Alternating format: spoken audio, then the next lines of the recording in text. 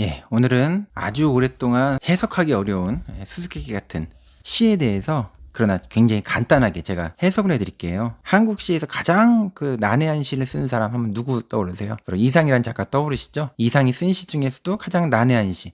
시를 난해하다고 자꾸 얘기를 하니까 이런 시에 대해서 아무렇게나 막 해석해도 되는 것처럼 생각을 해요. 그래서 연구자들이 쓴 어떤 논문을 봐도 그렇고 그냥 멋대로 그냥 어떻게 보면 해석의 허무주의 같은 정말 그런 멋대로 해석이 되게 많은데 제가 그렇게 멋대로 해석할 수 있는 게 아니다. 그렇지만 굉장히 간단하게 제가 좀 이 시에 대해서 알려드릴게요. 자, 이상의 난해한 시, 이 연작 시리즈 중에서 오감도라는 게 있죠. 예, 오감도 시 제3호 조선중앙일보에 이상이 발표한 시인데요. 읽어보겠습니다. 싸움하는 사람은 즉 싸움하지 아니하던 사람이고 또 싸움하는 사람은 싸움하지 아니하던 사람이었기도 하니까 싸움하는 사람이 싸움하는 구경을 하고 싶거든 싸움하지 아니하던 사람이 싸움하는 것을 구경하든지 싸움하지 아니하는 사람이 싸움하는 구경을 하든지 싸움하지 아니하던 사람이나 싸움하지 아니하는 사람이 싸움하지 아니하는 것을 구경하든 하였으면 그만이다. 이런 시를 우리가 보게 되면 독자들이 반응이 예나 지금이나 이렇게 있어요. 어떤 게 있냐면은 이렇게 얘기를 해요. 이게 시냐? 이것도 시냐? 제가 예전에 이상에 대한 박사 논문 쓴 다음에 또 책도 내고 그러면서 한참 좀 이상에 대한 강의를 많이 할 때가 있었거든요. 그러면 이제 시민들이 하시는 질문 중에 대표적인 게 이런 시를 보시면서 그런 반응을 보이셨어요. 1930년대에도 그렇고 지금도 이런 시를 보면서 비슷한 반응을 하시는 분들이 많아요. 예전에는 이런 반응을 하게 되면 제가 여기에 대해서 이것도 시입니다 라고 하면서 이게 왜 시인지에 대해서 막 설명하느라고 힘들었는데 이제는 제가 좀 요령이 생겨가지고 여기에 대해서 그렇게 제가 힘들게 설명하지 않고 이렇게 얘기를 합니다. 이것도 시냐? 이렇게 얘기하면 네, 이건 현대시입니다. 그럼 희한하게 그렇게 얘기를 하면 이것도 시냐라고 이렇게 반발하고 시니컬한 반응을 보여줬던 분이 그냥 이건 현대시구나 라고 하면서 알겠습니다 그러시다가 그냥 앉아요. 그분이 현대시가 뭔지에 대해서는 잘 모르시지만 전통적인 시와 현대시라고 하는 것이 가지고 있는 차이가 뭔지에 대해서 직관적으로 뭔가 차이가 있다라고 하는 생각을 하면서 이렇게 마음이 진정되셨다고 할 수 있죠. 이런 것은 현대시입니다 라고 부를 수 있는 그런 시 중에 바로 대표적인 것이 바로 이상이고 한국에서는 현대시라고 하는 것이 무엇인지 실제로 몸소 보여준 작가가 이상이라고 할 수 있어요. 이런 시를 보게 되면서 근데 굉장히 어려운 시라고 생각을 하시는데 사실은 이런 시 어려운 시가 아니죠. 이 시는 어려운 말이 하나도 없어요. 이 시에는 싸움이란 말과 사람이란 말밖에 없죠. 그리고 싸움과 사람이란 말이 비슷한 문장 구조가 계속 반복돼요. 문장 구조가 계속 반복된다라고 하는 거는 그 문장을 강조한다는 뜻이거든요. 그럼 뭘 강조하느냐? 이 시는 이걸 강조합니다. 싸움하는 사람은 즉 싸움하지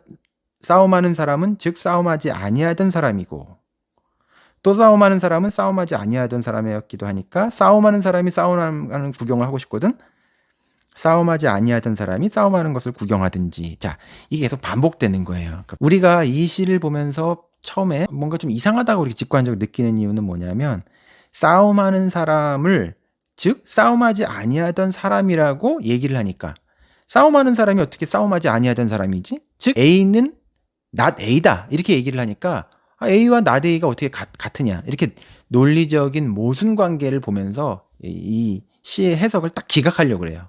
왜냐하면 우리는 A와 not A는 서로 배반하는 관계, 모순이라고 논리적으로 배워왔고 우리 교육이라고 하는 건 또 인간이 그런 형태의 사고를 하게 돼 있죠. 자, 근데 한번 이렇게 생각해 보세요. 제가 이 시를 가지고 예전에 리움 미술관이라는 데가 있죠. 거기에서 청소년, 중학생들 미술 교육과 이런 인문 교육을 서로 종합하는 연결하는 그런 프로그램을 잠깐 이게 설계하고 강의를 했던 적이 있었거든요. 그때 이 시를 보여주면서 중학생 청소년들 보고 이런 얘기를 했어요. 여러분도 시를 쓸 수 있습니다. 이 시를 패러디해서 흉내내서 한번 시를 써보세요. 이렇게 얘기했더니 친구들이 재밌다라고 얘기를 하면서 자, 이 시를 어떻게 흉내냈냐 하면 의자에 앉아있는 사람은 즉 의자에 앉지 않던 사람이고 의자에 앉아있는 사람은 의자에 앉아있지 않던 사람이니까 의자에 앉아있는 사람을 구경하려고든 의자에 앉아있지 않는 사람을 구경하고 뭐 이런 식으로 패러디를 해가지고 시를 쓴 거예요. 그러면 그 친구는 자기도 모르게 직관적으로 그렇게 흉내내서 시를 썼지만 이 시가 뭘 가리키는지 알고 있는 사람이에요. 자, 무슨 말씀이냐면 여기에 의자에 앉아있는 사람은 방금까지는 의자에 앉아있지 않던 사람이잖아요.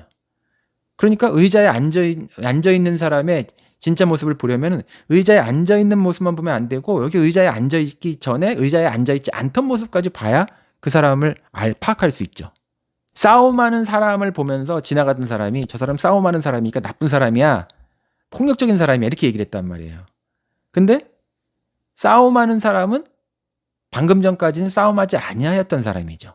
사람들은 싸움하는 사람의 그 싸움하는 광경을 딱 순간적으로 보고서 그 사람을 판단해요. 그러나 싸움하는 사람은 싸움하지 아니하였던 사람이기도 했기 때문에 그 사람의 전체를 보려고 하면 여러 모습을 봐야 되는 거죠. 그것만 보고 판단할 수가 없어요. 더욱이 싸움하는 사람의 그 순간 그 사람을 딱 보고 판단을 했는데 알고 보니까 싸움하는 사람이 그냥 나쁜 사람이 아니라 그와 오히려 싸우고 있는 그 상대가 나쁜 사람이기 때문에 그와 싸우는 것일 수도 있고, 총을 가지고 이토 히로부미를 암살했는데 일제시대 때 그렇게 암살을 한 것은 독립운동이라고 하는 그런 맥락이 있잖아요.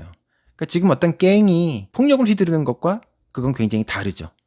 인간이 가지고 있는 상황이라고 하는 거는 굉장히 다양한 상황들이 이렇게 존재하는데 하나의 모습을 보면서 우리가 쉽게 이렇게 판단을 하는 거예요. 그래서 이 시의 전체를 보게 되면 싸움하는 사람은 싸움하지 아니하였던 사람이기도 했기 때문에 그 사람을 다 이해하려고 잘 이해하려고 하면은 싸움하지 아니하던 그런 모습도 봐야 한다. 대체로 이런 작품을 보게 되면서 이 작가를 되게 비난하는 사람이 많아요. 근데 우리가 비난을 하는 것보다 내가 어떤 편견에 빠져 있기 때문에 이것을 이해하지 못하는 것일 수도 있거든요.